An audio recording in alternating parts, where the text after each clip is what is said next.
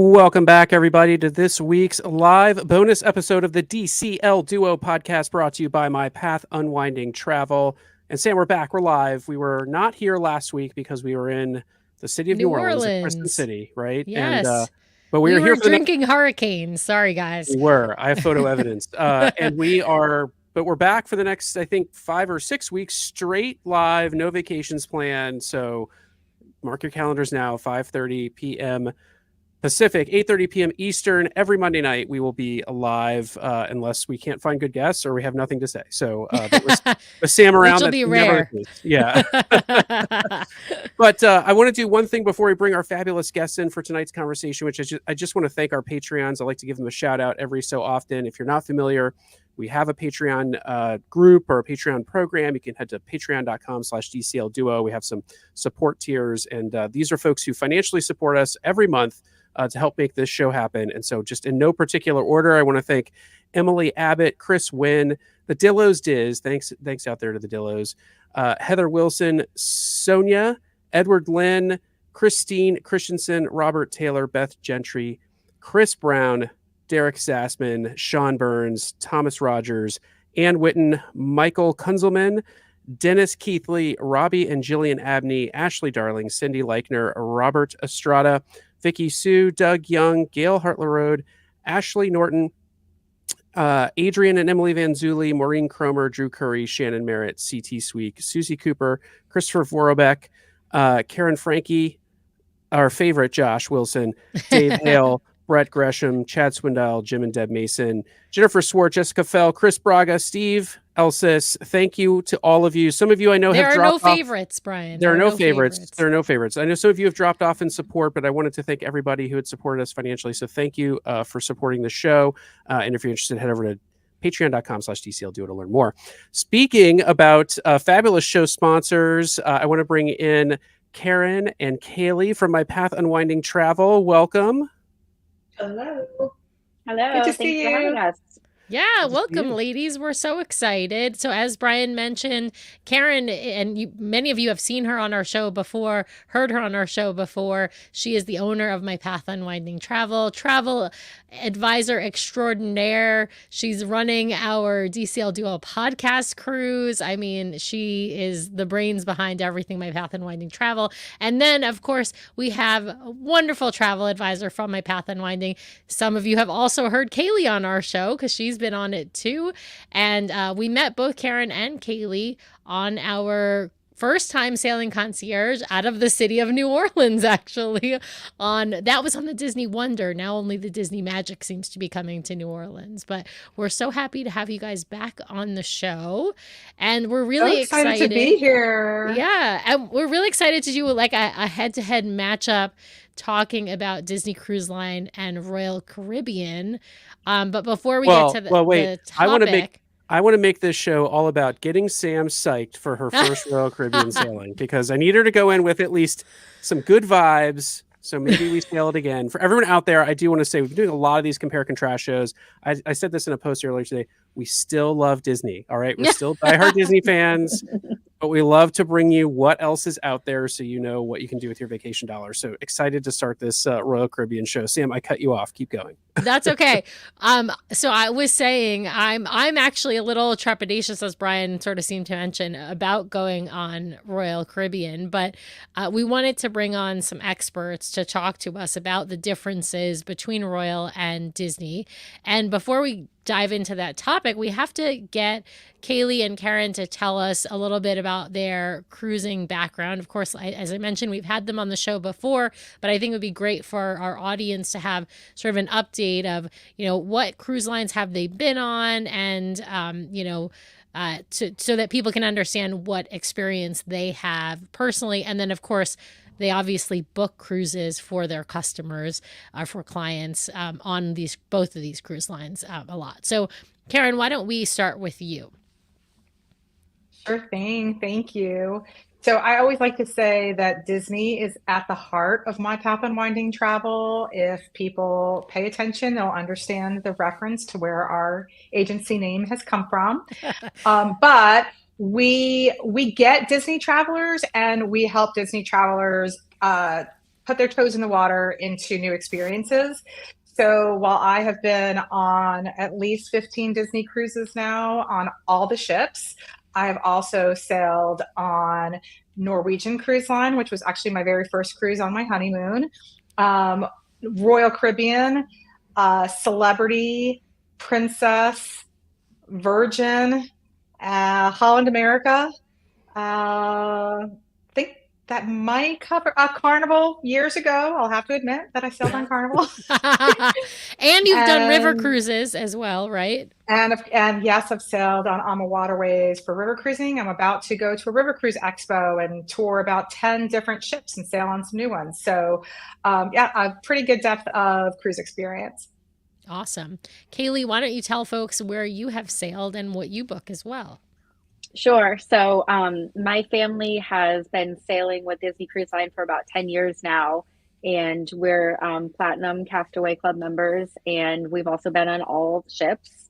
My husband and I sailed on Royal Caribbean for our very first cruise. It was our honeymoon many years ago, and we've also been on Celebrity many years ago, and recently we sailed on Virgin. Had a great time. We're rebooked for that for later this year. And recently we did Royal with the My Path and Winding Travel group cruise. Yeah. So and I've also done some river cruising. I've been on AMA Waterways as well. So let's dive in with that. So you all sailed, I know it was this past November, on the Allure of the Seas on Royal Caribbean. Why did you choose that ship and that and why did you choose Royal Caribbean in particular, Karen, for that group cruise for the travel agency? Great question. So we have a lot of crossover between Royal Caribbean and Disney Cruise Line. We, see a lot of folks that sail on Disney and are thinking, well, maybe I should try something different. Maybe there'll be a better value on a different cruise line. And then there's Royal Caribbean cruisers that are also looking for maybe a different experience. And I think they're probably their closest competitors. And we chose the Allure in November because it was the first time that the Oasis class ships were sailing on 3 and 4 night itineraries.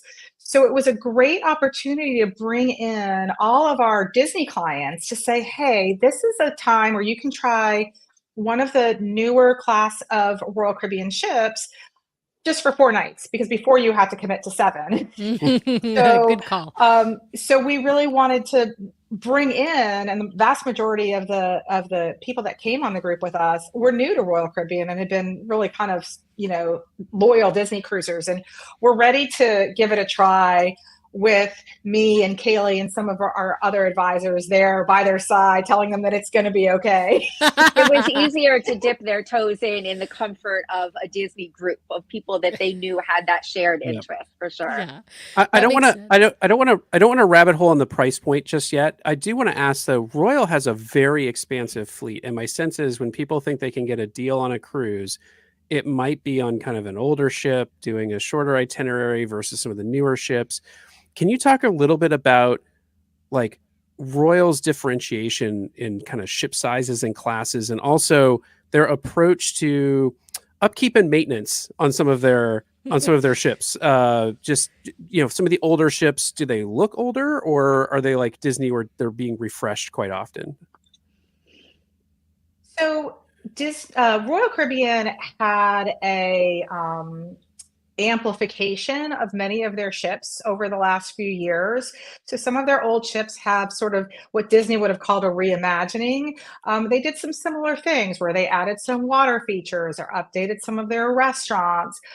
There is literally, I should have pulled it out, a whole, Kaylee, like a 200-page spiral travel advisor guide that we have. With all the different ship classes and distinctions. And it is a lot to keep up with because their fleet is so much bigger.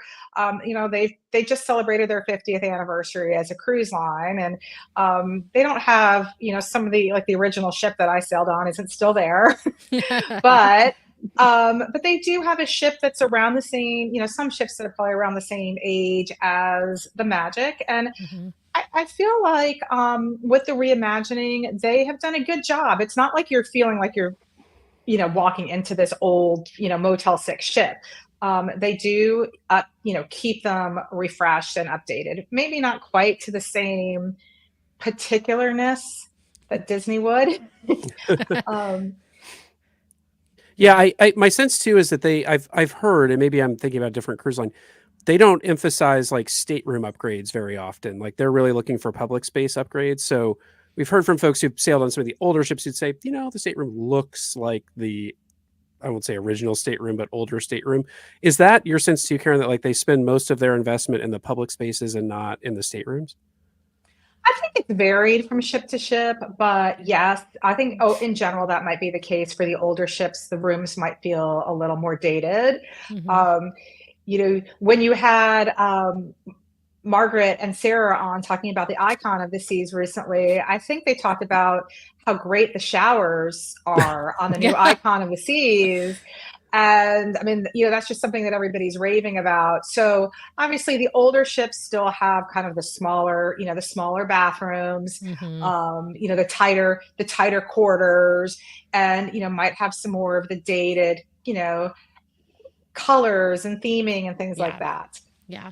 Now, Kaylee, why don't we talk about demographics? Like who sails on Royal versus who sails on Disney? Are they the same cruiser? Are they different cruiser? Like age? You know, my expectation is they're not that different, but I They're don't pretty know. similar. That's my feeling, and that's my experience as well, is they're pretty similar. It's a lot of families, it's a lot of people who are looking for fun things for the kids to do, and those, sort of thrill activities, or the rock climbing wall, or the bumper cars, or the, extreme slides, or things like that. As Karen said, on our group cruise, it was a bunch of, sort of Disney friends and family, and it was a lot of like empty nesters and adults with no kids, and so I would say it's pretty comparable in my experience. Yeah. Yeah. That Yeah. makes We sense. do see a lot of adults, older adults that are they say loyal to Royal, and they're extremely loyal to Royal, because there are some kind of earlier or lower entry points on Royal Caribbean. We do sometimes see, maybe more honeymooners or Mhm. groups of younger professionals traveling without kids, early marrieds or singles. It's definitely not a singles cruise in that way. Right. But And I think there might be a broader.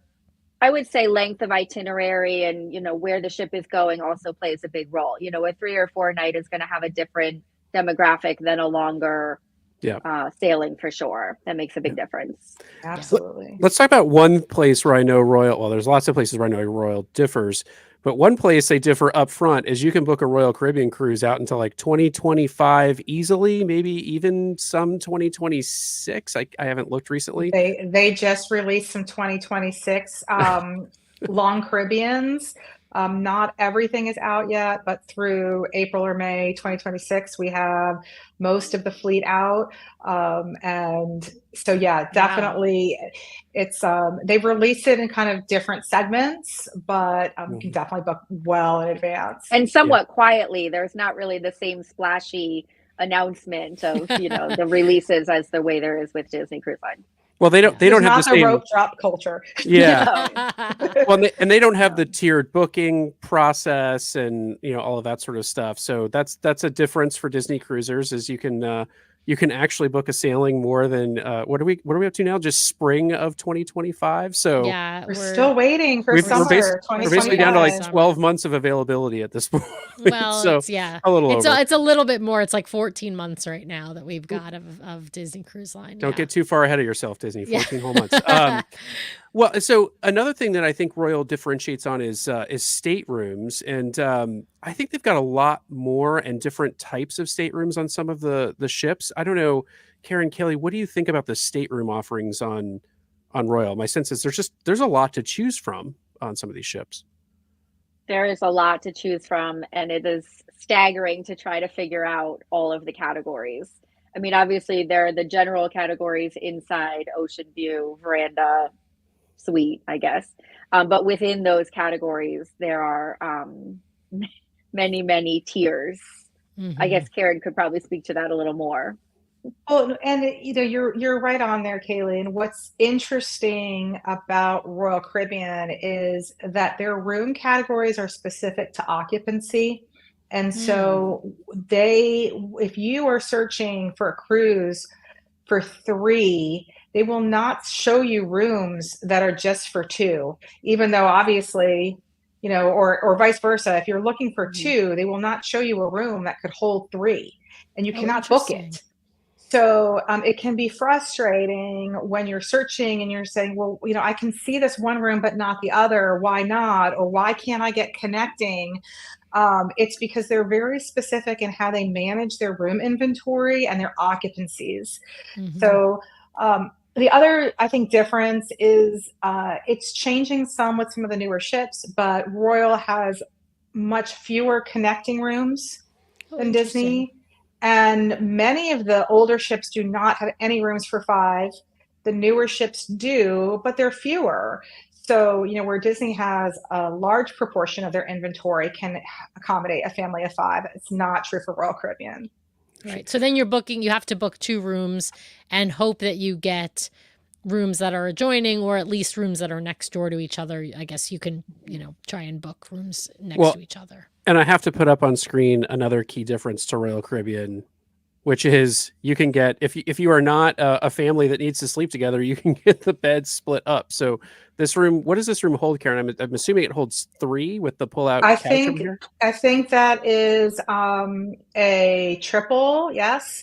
And so that couch does convert just to a single, and there's not a drop down bunk in that room. So not every Royal Caribbean room has the drop down, and that bed is convertible. So you can indicate that on your reservation or tell your cabin attendant, your stateroom attendant when you get there, that little tiny nightstand in between the beds can be removed, and then they make it up as one, large bed if you prefer, or you can have that little space in between and have it separated. Yeah. And that is true on almost all of the rooms, except some of the suites have beds that do not separate. Yeah.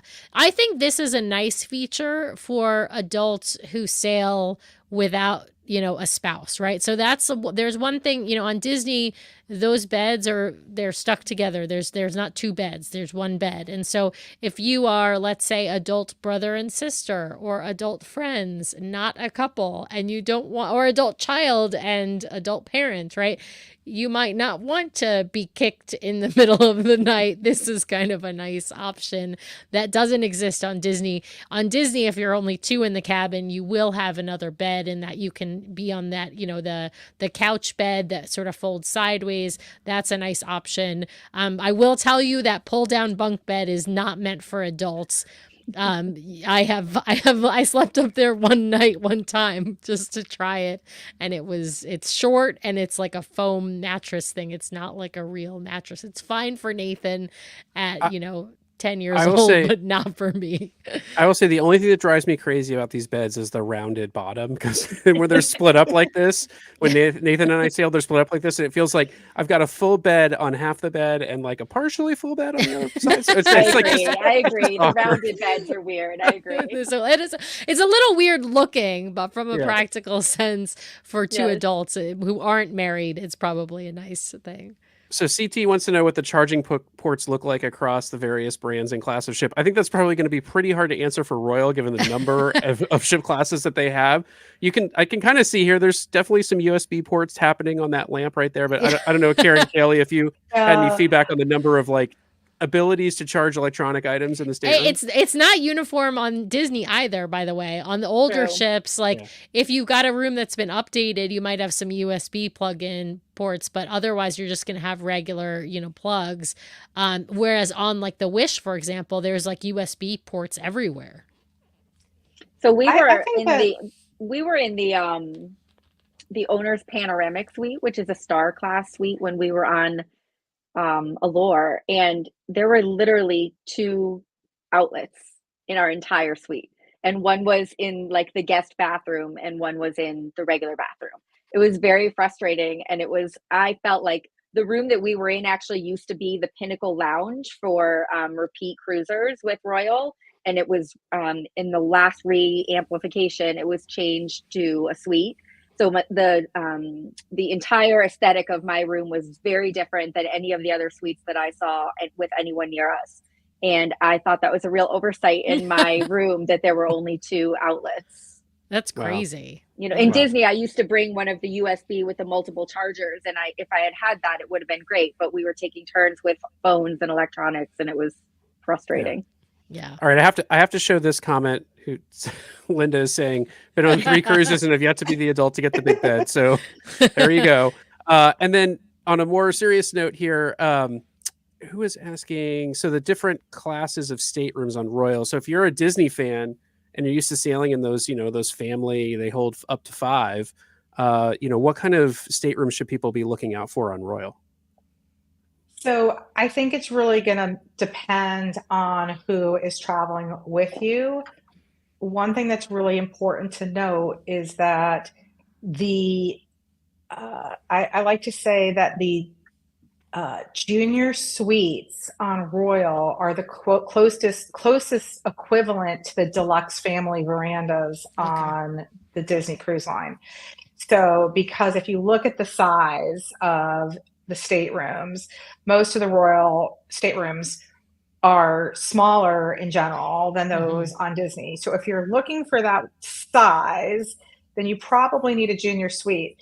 But it's going to depend again on the ship, because now there's some new oversized balcony categories, and there's even like oversized inside rooms. Like they have so many different categories that we really just kind of need to dive in for each situation and figure out what makes the most sense. Well, an Icon and Star, it seems like Royal got the memo from Disney, because on Icon and Star, they're starting to put these family style suites in. And I don't mean that like crazy grand family suite that they have, the ultimate family suite, but they've got some that have like 2 bunk beds and then a space for the parents to sleep. And like bunk beds, meaning like permanent bunk beds, like a little room. Or they had one that was like, has a little TV room where the couch converts into like a bed that can hold 2 kids. And so it seems like they're starting to learn a little bit here on the newer ships. Is that fair? They're slow to learn. As a travel advisor, it's very frustrating that they created this great surfside family suite with what you just described, a little nook for the kids, and then they have to go back after everybody booked. When they launched the Icon, they have to go back and warn everybody that sofa bed really only can sleep like 2 little kids and not not 2 regular size kids. Yeah. They actually sent an email to warn everybody that it's not very large, and they still don't have enough rooms for 5, and their rooms for 4, especially in suites. A lot of the suites have a double sofa bed. So, and that's how they expect to sleep like the 2 kids. And so it's kind of like, they're pretty nice the way they come out. Like it's like 2 twins, but they're still together. And a lot of families just don't want that. So I still think, that's a little bit of a warning for some of our families. We always like to ask about bedding, because, for some families that can be a deal breaker. Yeah, absolutely. All right, one last question on staterooms, then we got to start talking about some other areas of the ship, because on Royal, I don't think you spend much time in your stateroom, or at least that's what they're going for. Any split bathrooms on Royal? I think I saw some on Icon, but any split? It's probably not the norm, but yeah. I don't think so. It is not the norm unless you, there's a couple of like suite configurations that have some interesting bathroom setups, but not really in the same way that Disney has them. Yeah, that is such a Disney almost has a patent on that. Yeah. Yep. Well, and one more comment here. Chris is saying he stayed in the Family Infinite Ocean View balcony on Icon, and while great in concept, there was not enough space in the second bathroom. And he also mentioned that the closet space is the same for 6 people, or 2 people, or 4 people. So, so yes, that's a good pointer. Let's move on to like stuff you do on the ship, and I want to start with, someone asked us a question about what it's like booking in advance, right? Booking the activities and stuff. Because on Disney, again, you got that rope drop culture. Everyone up at midnight.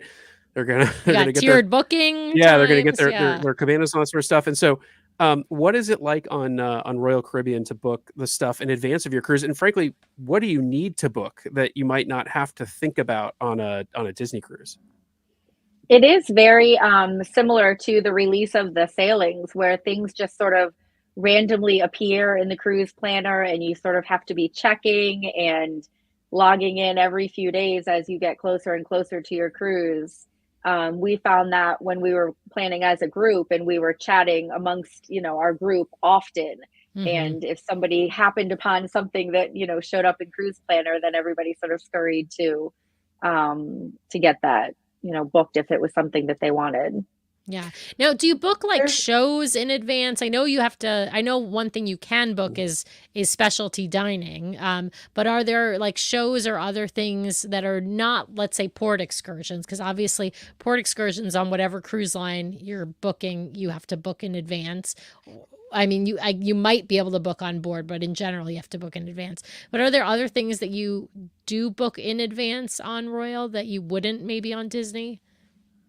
You do book all the shows. And it's the same sort of concept where things do sell out online and relatively quickly, but there is inventory for those things available once you board. So the panic that you might feel when something is sold out is not necessarily accurate. But yes, it's not for the shows, it's just the seat that you're reserving. There's generally not a cost, I think, for all of them, right? And then specialty dining, and like you said, spa or port adventures. If you're going to Perfect Day at Coco Cay, then obviously cabanas, if that's on your radar, would be a big one to keep an eye out for. Yeah, and water park tickets. If you want to go to the water park at Coco Cay, which is a huge part of it, you want to go there, that's extra. Let's talk about something that you don't have to book on Disney, but that people talk a lot about: drink packages on Royal.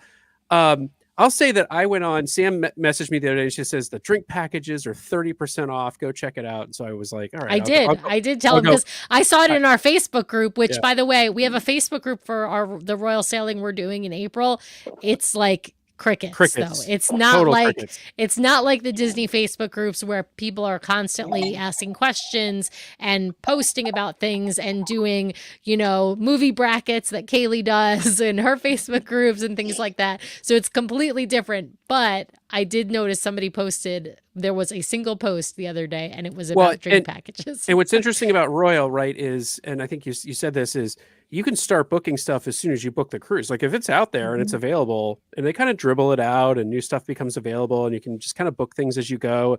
You pay for it at the time you book it, which is very different than Disney Cruise Line, but you can cancel it and rebook it at a lower price. They're constantly doing sales. So when Sam said the drink package had gone on sale, it was a better deal than what we had booked it originally. But for drinks specifically, I want to talk about this for a second, because unlike Disney, there's no free soda on board, even in main dining. There is, I think we were talking off air, there is some free, like water and things like that. Obviously, iced tea. Listen, what I asked about was I needed to know about the iced tea availability, because that's what I drink. Fill your Stanley in the sink in the stateroom, Sam. That's free. First of all, I don't have a Stanley, and for those who don't know me any better, this is my favorite drink of choice is Topo Chico, but that's not on board any cruise line as far as I know.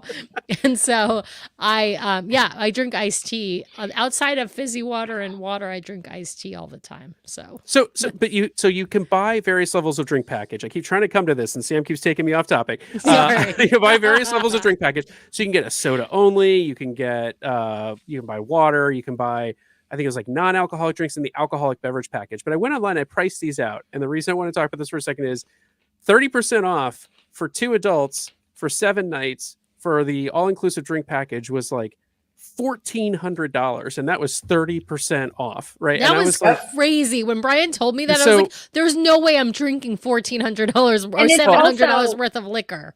It's also worth mentioning that everyone in the stateroom has to have the same drink package. So if you have, or every adult, you guys want the drink package that has the alcohol included, then everyone in the stateroom is getting the Well, top tier. So I immediately went online. I was like, what is the average cost of a drink on Royal? And like beer was like $6 to $8, which struck me as like not relative. I mean, going out to a bar, you're going to pay $6 to $8. And it was like the most More expensive drinks were like $14, $15 a drink, I think they were saying. And so I was like, all right, well, let's just say I drink the most expensive drinks every day of this cruise. It was like 6 to 8 drinks. And I was trying to factor in the tip because the tip is included in the drink package, but I was like, it's like 6-ish drinks a day of top shelf cocktails. And so I was trying to figure out, is this just not a good deal? Like who is this for? I think it really depends on the person. Some people, it's not going to be worth it. Some people would rather have it all be prepaid and know that it's fair point. That's done. I'd rather pay more than I would pay out of pocket just to have it feel all inclusive and not have to look at that every time. Sure. And remember, it also includes like your smoothies and your Starbucks and your bottled water, which I mean, maybe that's not the most environmentally friendly thing, but you can get tons and tons of bottled water throughout. It works on the island, your beverage package. So when you're on Coco Cay or Labadee, your beverage package applies out there. So I would say I don't know. I don't know the official numbers from Royal as to how many guests actually purchase it. I think for our clients, I would say more than half, maybe 60%, 2/3 or so, end up getting the beverage packages just for the convenience. And when you're at sea all day, a lot of beverages can be consumed. And it just makes it easier. It just makes it easier. But but on the other hand, you can be more strict with your budget and not get it. Yeah, and that helps keep the cost down. Yeah. Sam, for your benefit, Chris is saying iced tea. He found iced tea included, but after 11 a.m. So there you go. It's taken care of. Potentially. Yeah, but I wanted it like 8 a.m. Well, brew your own. Bring your son tea. Get it the day before. Yeah, I'll have to get it the day before and get a cup of ice. Yeah, Chris is also saying he was able to. I guess he shared a room with 2 of his friends. He was able to get them to just let them get the soda package and like what I would suspect that Royal would accommodate something if for instance you called up and you said I'm a recovering alcoholic, my wife wants the drink package, I don't want it, right, kind of thing. But sometimes they'll make exceptions. I feel like they've been tightening up on that. I just the official policy is kind of, we always have to say here's the official policy, and then we can advocate for a change to that policy or an exception, but you can't count on it. Yeah. We should also point out that if you're Star Class, which maybe we'll touch on, Star Class does include the ultimate beverage package for everybody in the room. But not Sky Class, right? Because so as I understand, tell me if I'm understanding this correct. So Disney, we have one concierge class. We have everybody who's in concierge. You might be in a Royal Suite, you might be in just a veranda, but you're all equal as far as food and wine goes in the dining rooms and in the bars. Obviously, there's exceptions for what you can get served in your room.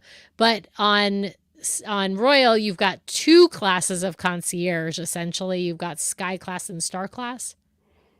Is that right? There are actually 3. There's C Class as well. So it goes, the sea and then the sky and then the star. Literally never occurred to me, Kaylee. So I'm so glad you said as that. Opposed to the silver, sky and star. Right. As opposed to the silver, the gold, the platinum, pearl.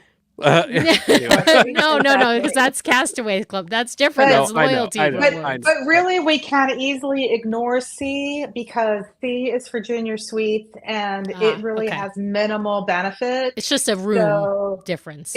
It's room. It includes Coastal Kitchen, which is the suite restaurant. But other than that, but not true. Unlimited. It's kind of like we may give you Coastal Kitchen if it's I think available. it's dinner only, or it's so you can't really count on it.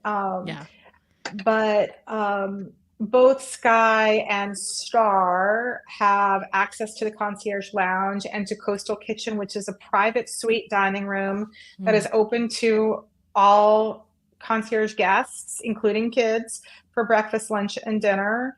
And there is a concierge lounge that has a coffee machine and has an open bar during the evening and that sort of thing. And then there's priority access to shows, priority seating, priority reservations, priority boarding, some different benefits along those lines. And then when you get to Star, in addition to what we just mentioned, it is truly all-inclusive with all of your beverages and all specialty dining and a personal genie. Oh yeah, that's like your butler thing. Yeah. Exactly. That sounds pretty amazing. Yeah.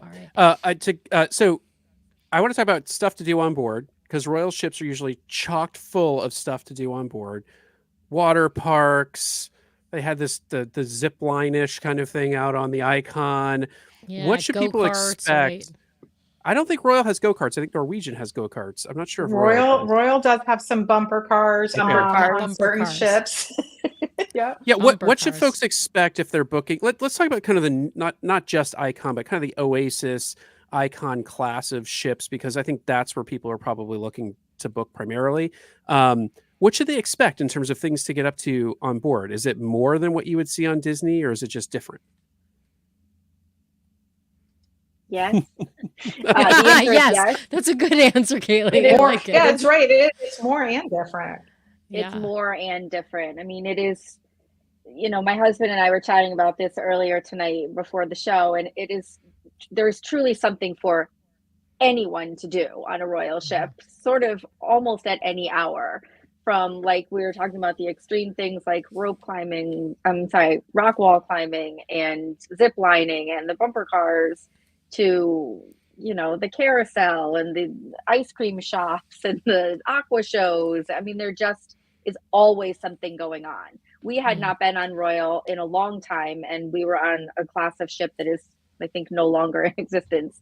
And it felt, when we were on Allure, which is Oasis class, like we were in Vegas. Like, it was just like we were sort of walking around with stars in our eyes the whole time. Mm-hmm. Well, one thing I know Sam's going to be excited about: karaoke. I mean, but we've got crazy karaoke on Disney. We got Spotlight karaoke on Royal. But wait a second, I saw on the Royal ship that we were on, they had live band karaoke. Ooh, there's really nothing better than live band karaoke is absolutely the best. And I mean, the thing about that karaoke spot is that it's a dedicated karaoke lounge. Oh, it's always karaoke all the time. Always karaoke. Now they might also have they might also have like a trivia. Like, I think I remember Harv and I earlier in the day did a trivia in it earlier, but it's like every night is karaoke night, all for hours, in the karaoke lounge. So you have that. But then, I mean, I'm just thinking back, Kaylee, remember how we all went and sat and listened to some live jazz? And it's like you can kind of lounge hop. You can go listen to some live jazz, and then you can go down to the English pub and listen to the guitarist singing songs and ballads, and then you can go kind of more to go dancing. There's really everything. Literally, I feel like in one night I hopped from silent disco to the guitarist to the jazz, the jazz thing. It just, seemed crazy, but all of that is happening. Yeah. So more stuff going on, it seems like, at once than maybe what's happening on Disney. One thing that a lot of people, I think, want to know and always ask about is, besides the soda and the drink package, are there things that are extra charge on Royal, right? So yeah, Lauren asked this question. Besides soda, what else do you have to pay for on Royal that might be free or included, or maybe doesn't exist on Disney Cruise Line? I mean, I haven't been on Royal yet. The three of you have. The one thing that's popping out in my mind, I know, is the escape room. I know there is no escape room on Disney, and I'm super looking forward to doing the escape room on Royal on the Allure, because Brian and I both love escape rooms. I know that's an extra cost. What are some of the other things that are extra costs on Royal? I mean, we've got specialty dining on both, but so that's an extra cost unless you're in the suite class, the highest level suite class. But yeah, what are some other things? It's going to vary from ship to ship, but a lot of those kind of special activities do have an extra cost. And like you said, the escape room or the iFly, like skydiving kind of Oh, experience. yeah. The flow ride, Um, the flow rider is a cost, isn't it? I Or is think it the just Flow Rider has open just a reservation? times. Okay. There's open times for Flow Rider because I definitely remember when we were sailing with a whole group of teenage boys a few years ago. They, could all kind of line up and watch each other. And but I think you could pay for like private lesson on the Flow Hmm. Rider, for Oh example, yes, as it's something. included, and then a private lesson is $70 per person. Yeah. Yeah. So it really, there's a few special activities that you would pay extra for. Hmm. One of the things when you mentioned specialty dining that I think is a really important difference for families is that specialty dining for the vast majority are open to kids. Mm. And so you can take your kids to the Italian or to the teppanyaki or to the You can steakhouse. take them to the chef's table because they had a price for kids for the chef's table. I mean, we're not Yeah, going to take Nathan there, but yeah. I think it's rare, but you could. So some people might think that's a pro, some people might think that's a con. Hmm. But it is available, especially for people that want to experience the specialty dining on board, but still have meals with their kids. Yeah, Yeah. that's a good point. I know one activity that costs extra that we haven't talked about and is a huge difference between Disney Cruise Line and Royal, which is the casino. And Oh, so yeah. Oh, I want to highlight Well, for and folks arcade for kids, right? the The kids' arcade. Well, they're version not of in the the same casino. place, but I yeah. know, but it's the kids' version of the casino, But and it's that's what definitely an arcade convenient. is, But right? Chris actually pointed out a helpful thing, which is you can get free drinks in the casino at times. So Oh, there's a way around well, the drink package yeah, but problem. you know what that always means. It means the house is taking your money. Well, sure. But I guess I found the casino Questionable. on Indy to not be like it wasn't like when we were on Celebrity, you had to walk through the casino to get Hmm. to certain places on the ship. The Independence of the Seas, it was like kind of in the basement. I mean, it was there and it had a big sports bar and a bunch of stuff. And it was a place to go hang out. We did, but I didn't feel like I had to go to the casino to get anywhere on the ship. Is that true across kind of the Oasis and Icon class as well? all of the newer ships are like that, where you really don't ever have to walk through. I remember that, back in the day, like you had to, they kind of funneled you through. Yep. Yeah. And you were going through that smoky, area. But now they're kind of, lower level and you could completely avoid it if you want. And they have non-smoking areas, which is Mhm. great. They've done a much better job. They've improved that in terms of having, good separation from non-smoking and smoking. Yeah. Yeah. Sam mentioned the arcade. And I don't think we can do a compare contrast with Royal without talking about kids spaces, kids activities, kids clubs. We talked about this a bit on the show we did last week and sort of some of the differences. But as you think about, talking to a family that's going to sail with their kids, I don't know, what advice do you have for them if they've been on Disney previously and they've got those great kids clubs and it's drop off and, all that sort of stuff? Like, what do you tell them to think about as they come to Royal? Because I think there are some pretty key differences between the kids clubs, for instance, on board the two lines. Yeah, I mean there are a vast array of kids programming and opportunities across all ages. It's not going to compare to Disney. We'll just put it right out there. I will say for my family, like the thing that was so magic about the kids club for my daughter was that it really allowed her to sort of immerse in these stories that she knew and surround herself with these characters. And my husband and I went on Allure, just the two of us, but we walked through the kids' spaces and checked them all out. And they're just sort of generic, like they were fun and colorful and there were kids having a good time. But I think that's the number one thing that's a huge difference is you're not going to have that theming and that Mhm. sort of immersive magic that many Disney families really, really love about the kids' clubs. Yeah. So- And a counterpoint to that, though, and I think your guest on the other show did a really good job of talking about some of those differences, is that for some families, it's a plus that it's less stimulating and that Mm. the kids' spaces are simpler and they might feel less chaotic because of that. Yeah. So it's just going to really vary, Yep. based on what's important to your family. Yeah. Yeah. I think one thing that's really probably a plus for Royal is the way that they split up the kids in different age groups in sort of smaller bundles, right, than Disney does. Disney has sort of this very wide age range for the now 3 to 10-year-olds, used to be 3 to 12-year-olds.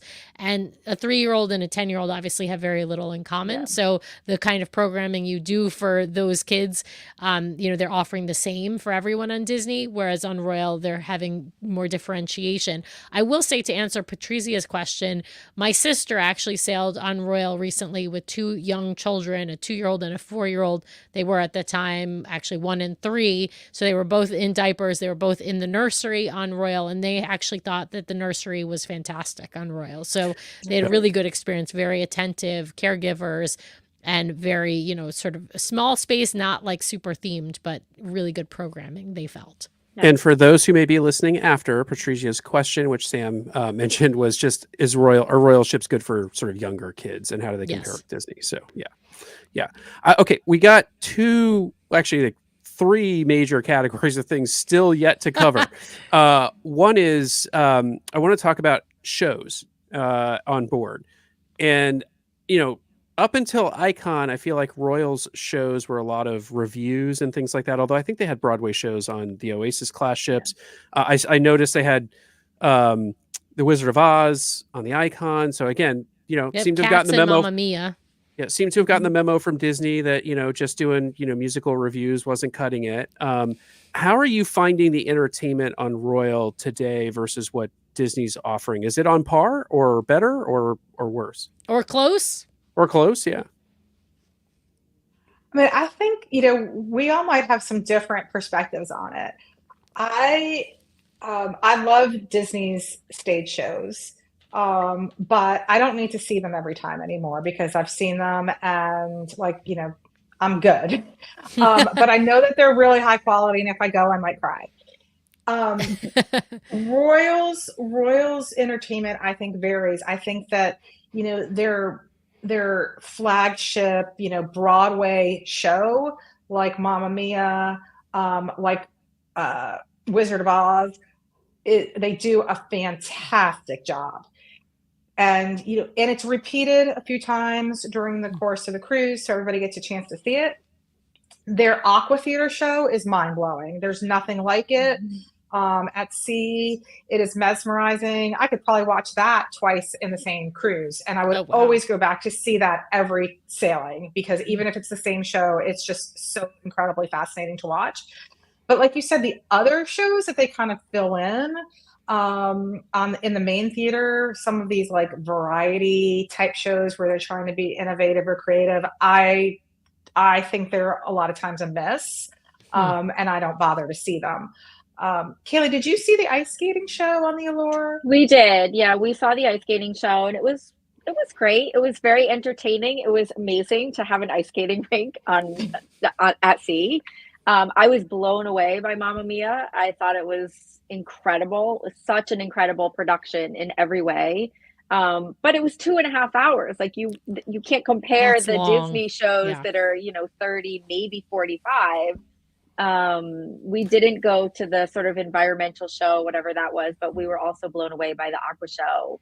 So the entertainment was incredible. We were very, very impressed. So wait, the production of Mamma Mia on board was 2.5 hours? Yeah, it is the Broadway show, Brian. Oh my! It is the Broadway show. There was an intermission.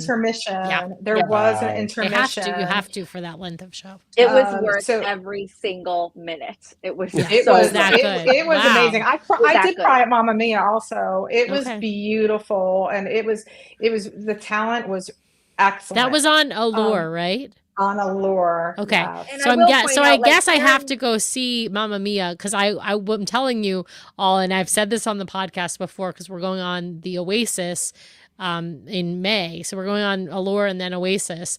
I am not going to Cats. Nobody is going to pay. You cannot pay me enough money to go see Cats. Okay. The nice 'Cause thing I about won't the ever get Broadway, that time back. Karen mentioned that it is offered several times throughout the cruise, including I think at least one matinee. So there's like a 2:00 Nice. showing of it, which is really nice Yes. if you're committing that kind of time. Yeah.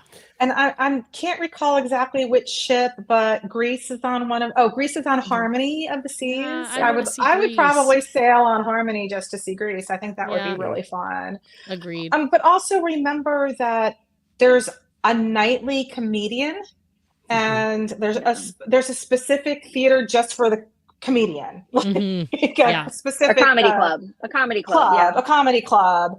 And so there's different venues for entertainment. I feel like they're more and varied, because you can have on a night where there's like the Aqua Theater show and the Broadway show kind of going.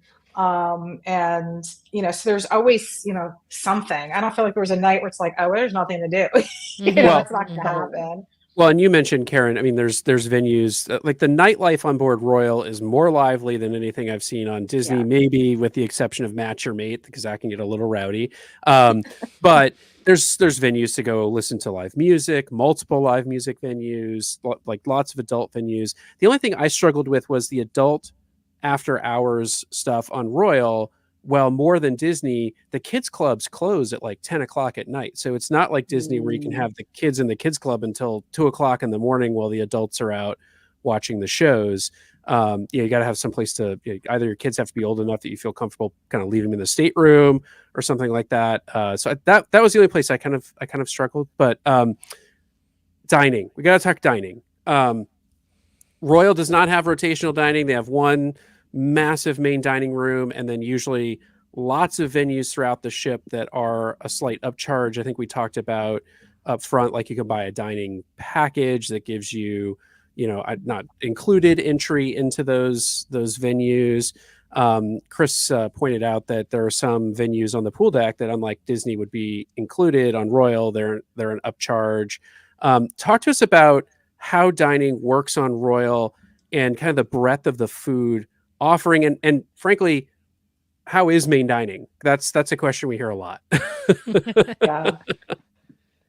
So Royal has, for their main dining option, they have 3 options in terms of when you eat. And that's kind of the same as Disney, where there's a main and a second, like an early and late. And they have a third option that's called My Time Dining, which means every night you can show up to at a different time, and you might have a small wait to get seated. You might sit with a different family or have a different server, but you can be more flexible with your dining. So that's an interesting option.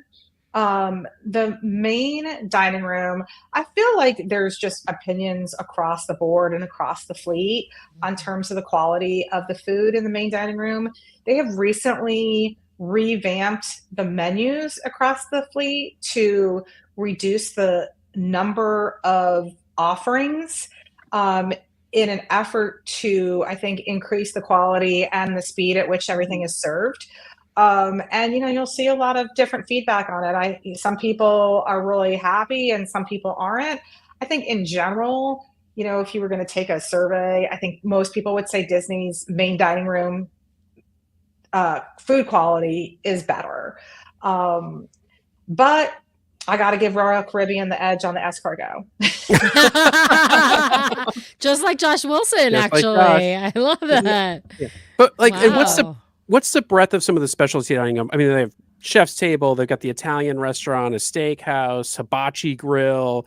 It's not Carnival's the one that has the relationship with Guy Fieri, right? They don't have Correct. Guy's burgers. But Royal does have Johnny Rockets, which is not really specialty dining, but it's an upcharge dining. So that's kind of more casual fun.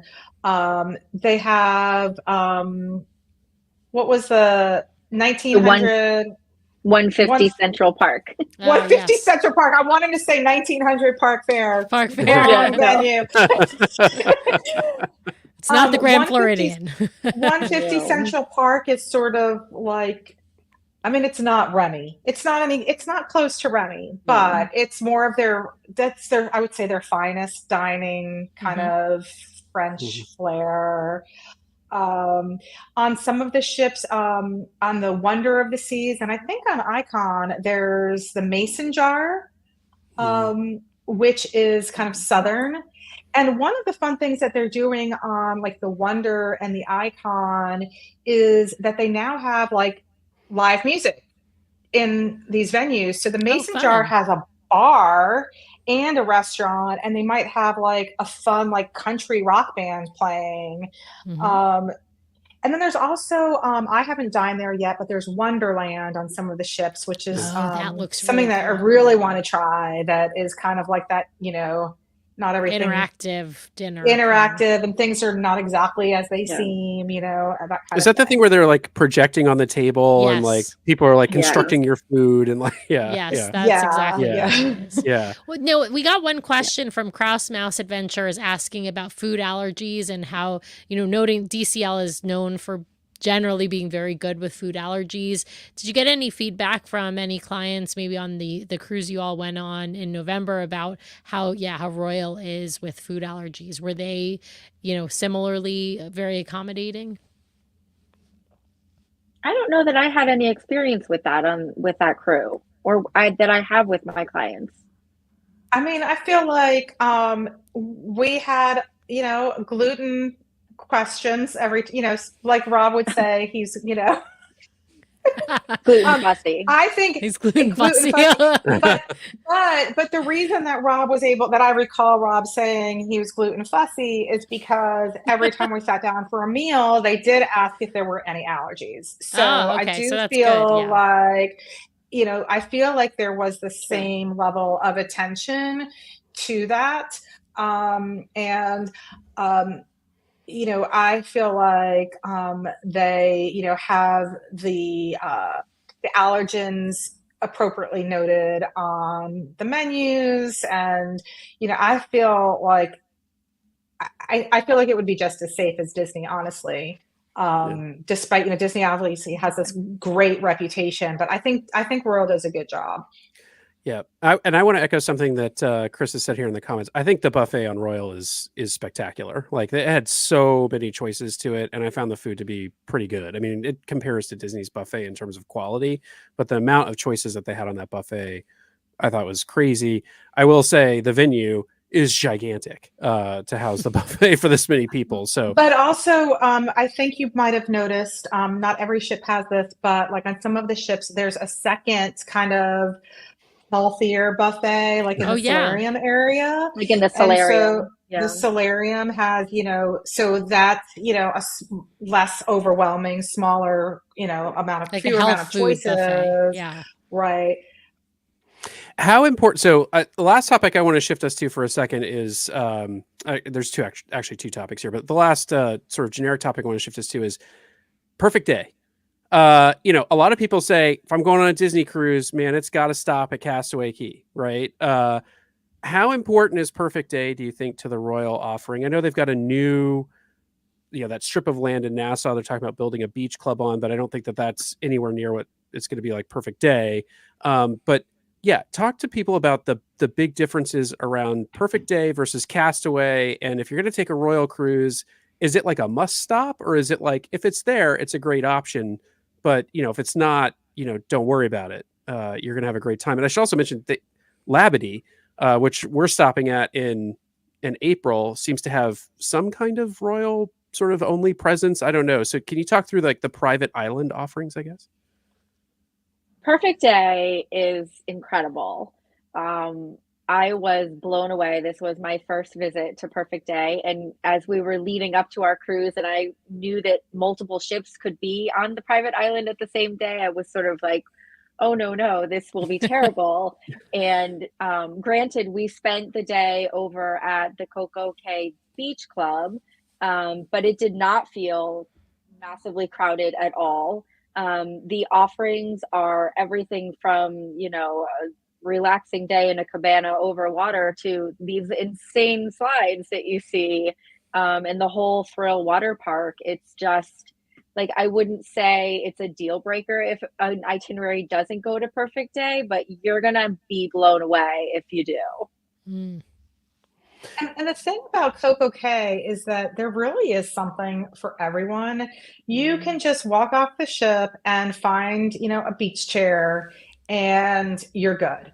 You can find a chair at the Oasis pool, which is, that's what I said, like the largest pool, on a cruise island that's included and has a swim up bar. Or now there's the new Hideaway Beach Club. That's an adult only beach club with another pool and, kind of that party vibe with some incredible like cabana options. Or you go to Coco Beach Club, which is, higher end, incredible food offerings included when you have entry to the Coco Beach Club, and it has the overwater cabana options. There's food all over Perfect Day. There's a whole water park in Perfect Day. There are a couple venues that have upgraded food offerings. Like there's a whole restaurant that's just for like wings, but there's additional charge for that. Ooh, wings. But I love me some chicken wings. Come on. Don't laugh at me. I heard, Man, that is the show opener right there. Ooh, wings. But the fancy secret menu that I heard about is that they have like chicken tenders and cheese sticks, and so what you like fried mozzarella sticks, and so you can kind of get like a chicken parm sandwich because they'll put like all of that together on a bun, and then you make like a chicken parm Oh sandwich. my God, you're speaking my love language, Karen. So it's kind of fun. It's a little bit different than Castaway, but this is the ultimate with the overwater cabana here that Brian put up. Yeah, I want to comment for real quick on Perfect Day since Nathan and I went, and I just want to echo there was so much to do. We didn't even see probably half of it. Certainly didn't see the like adult only areas. We didn't even get into the Coco Beach Club, but the water park was amazing. Nathan loved it.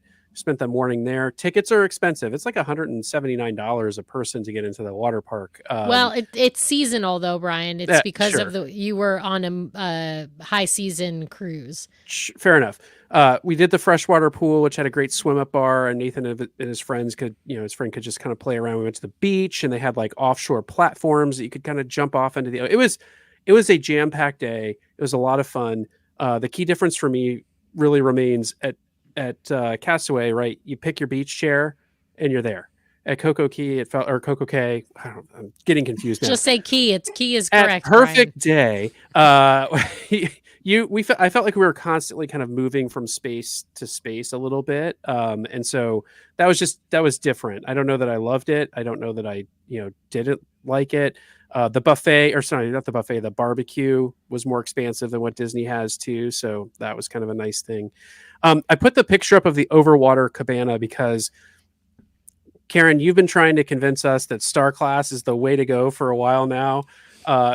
Craig Morrill, who I know is out there watching, has been trying to convince me that Star Class is the way to go.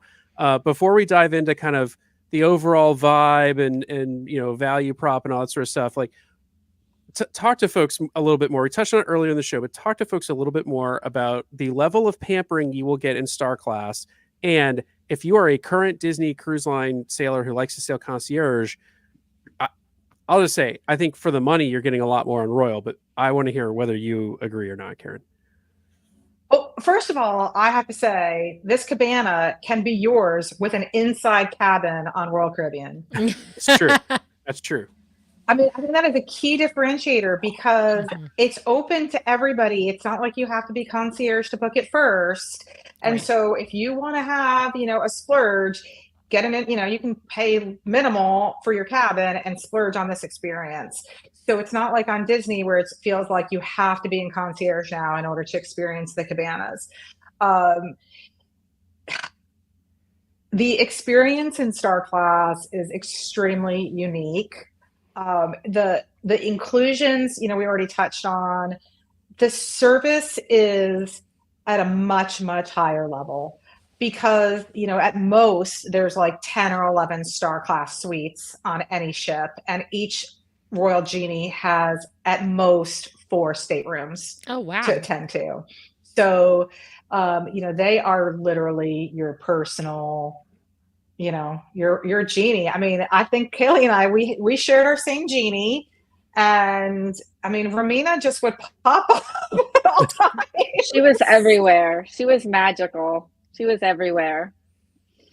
And not only, she just arranged all sorts of things. We talked about room service briefly, or what you can get in a concierge experience on Disney with a happy hour. If you're in Star Class and your beverage package is included, you can have those espresso martinis delivered to your room and waiting for you after the show with your hot tub ready to go. So, which was Kaylee's experience. Yeah, I had to test it out, No, obviously for science, Kaylee. Way to take one for the team, Kaylee. Way to take one for the team. Yeah. And Harv and I asked to have French fries and champagne waiting for us when we came off, and at our hot tub when we came off Perfect Day, because that's my idea of a perfect day is French fries in the afternoon. Oh, truffle fries would make them even better, Karen. Oh. Some of it for me did feel a little over the top. Like, it was wild that you would come back at 2:00 in the afternoon to your room and your table would be covered with every type of finger food and appetizer you can imagine. Like things that maybe I didn't even want to eat.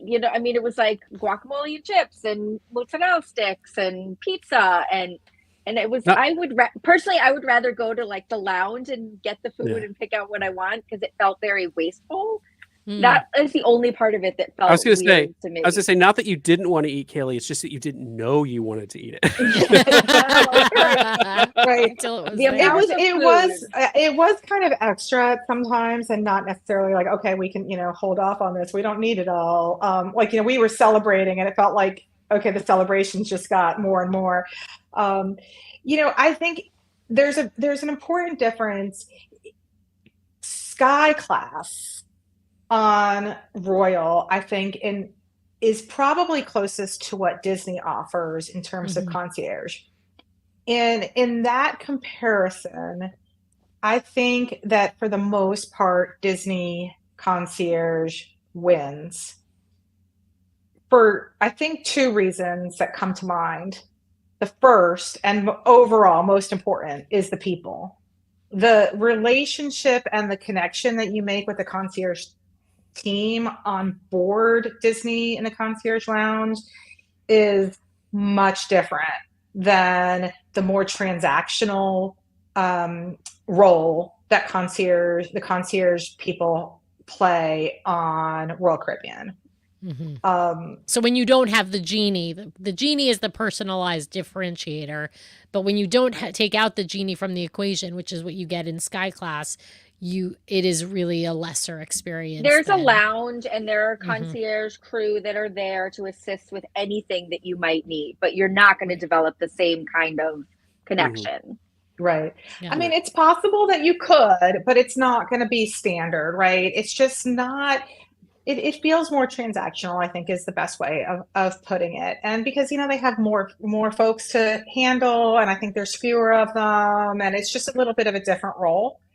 The other differentiator, I think, is in planning. Whereas concierge cruisers, tend to be planners, and they're looking at that 130-day mark and putting in their requests for everything they want to do. And Royal does not have a shoreside concierge team to reach out to ahead of your cruise. So you're kind of planning what you can through the cruise personalizer ahead of time. And then for those that are in Sky Class, they're going to reach out about 7 days prior. And, it worked out for our group that, they were kind of starting to get a little antsy, Right. All these Disney planners. Yeah. Right. They still got everything they wanted in terms of show times. And I think for the most part, specialty dining and requests all got taken care of. But it just feels a little different because you're working with a team that's actually on the ship. So they are kind of, dealing with two different roles at the same time. And so it's not that, warm and fuzzy where you can call and talk to a really friendly person at Disney ahead of time. And, you're just doing it by email with Royal. And so I think those are the differentiators there. But I mean, we had a lot of guests that were in Sky Class that were really, really excited. And I think the value of it is great. And so, not Absolutely. everybody needs that warm and fuzzy. Yeah. Well, and a few things they offer in Sky on Royal, they don't offer in Concierge on Disney, right? Included internet, high-speed internet, which We didn't even mention that. That's yeah, right. yeah, because they have Yeah. Starlink internet on board those ships, so it's Yeah. blazing fast. So yeah, I think so. What's interesting to me, and then we'll move on, is just we booked a cruise in Concierge on the Fantasy for spring break this April. And I happened to go onto Royal Caribbean site. We're on the Oasis of the Sea, so it's not Icon, it's not one of the We're newest on ships. Allure, not Oasis, but No, same class. we are on Oasis for our spring break cruise. We're on Allure for our Memorial Day cruise. We are, Sam. And so Okay. it was half the price of Disney Concierge to sail on Royal, and in a similar stateroom. We were in like a 1-bedroom on the Fantasy, and this was like a loft kind of suite situation on Royal, so fairly similar.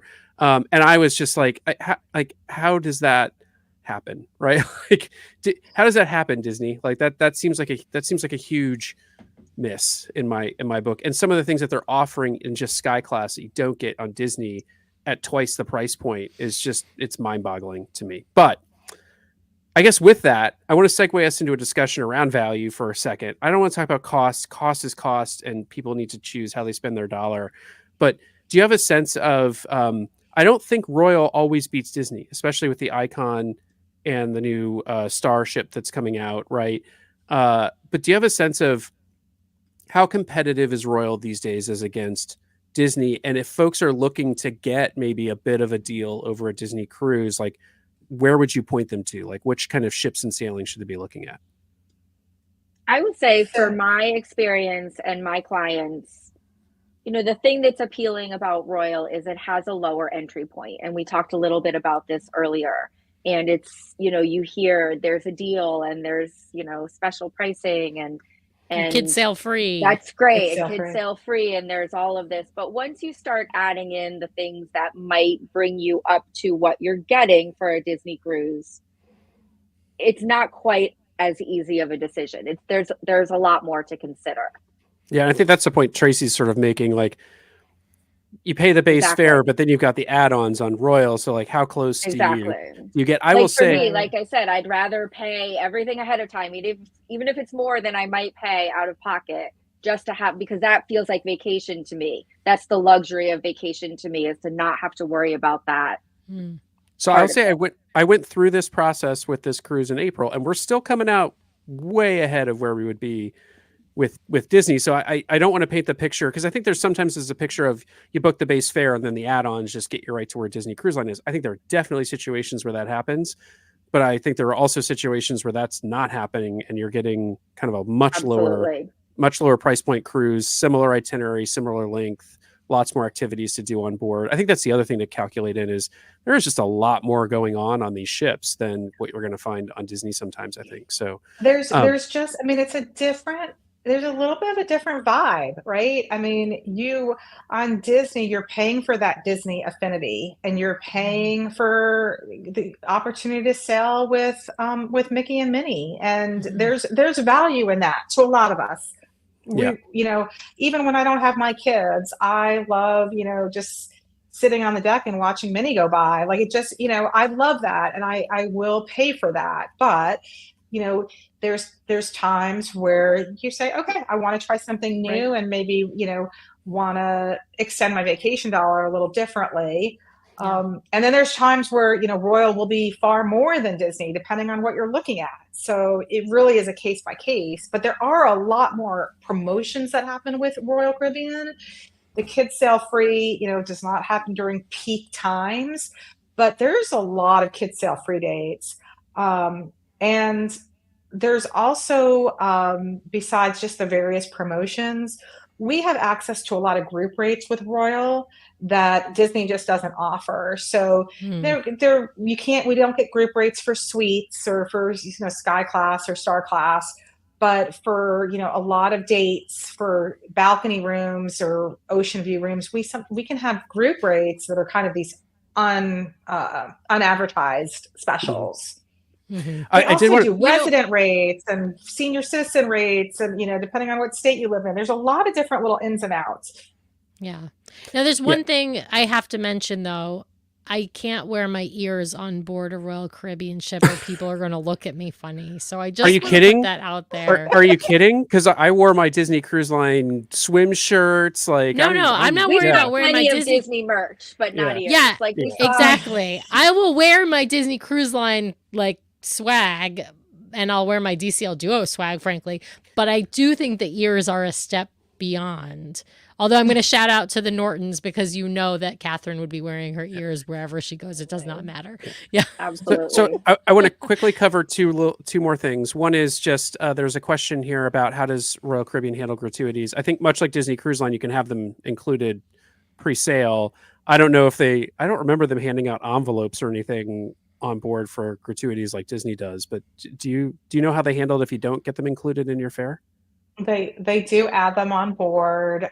There's not the little slips. In fact, one of my clients just was mentioning that to me today, that he misses that opportunity to have the little extra envelope. So instead was, just considering, doing some more in real time gratuities for certain situations. But it's similar in that, it's prepaid or it'll get added to your onboard account if you don't choose to prepay it.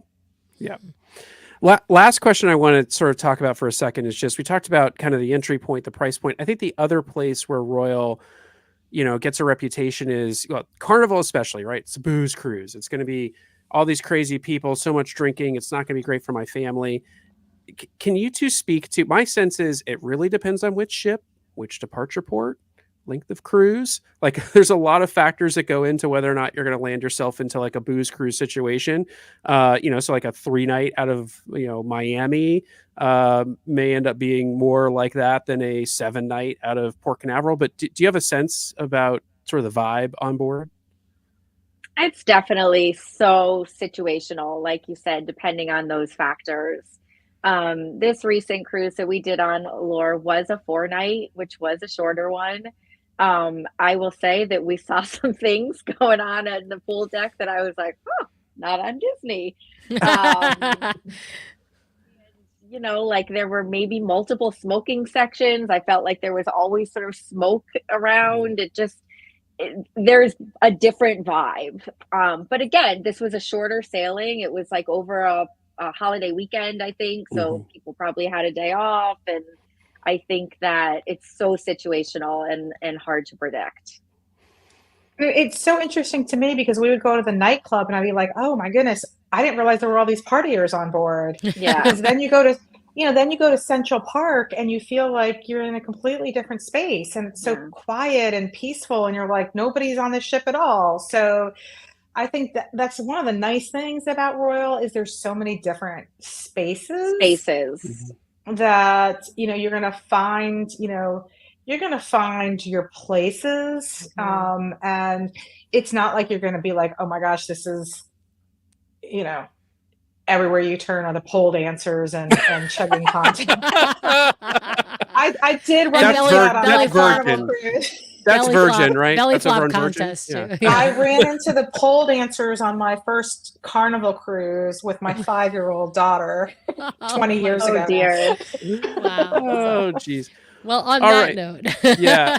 Well, Karen, let folks know where they can find you and Kaylee if they want to talk to the real Royal Caribbean experts and book a fabulous cruise vacation, whether Royal, Virgin, or Disney. Or Disney, you name it. Yeah, they cover celebrity. it. So. Disney is still our heart.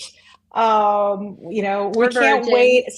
We can't wait to meet so many of the listeners, and those Patreons that you mentioned at the beginning of the show are going to be on the DCL Duo podcast cruise. Really, really excited to meet everybody in person then. So come join us there. That's where you'll find us on the June 19th DCL Duo podcast cruise. We're at mypathonwinding.com. We are, all over Facebook. We have, what is it? it's mypathonwinning.com/DCL Duo. You got it. Yeah, that's right. We have a landing page just for that. Just let us know that you listen to DCL Duo, and we just love having this connection with all of you.